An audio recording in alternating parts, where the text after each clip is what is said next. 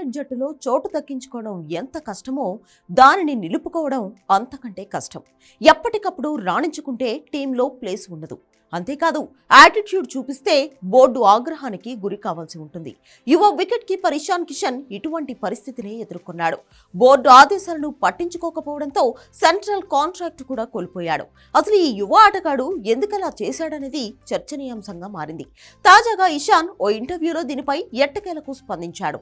తనను అందరూ అపార్థం చేసుకున్నారని వ్యాఖ్యానించాడు.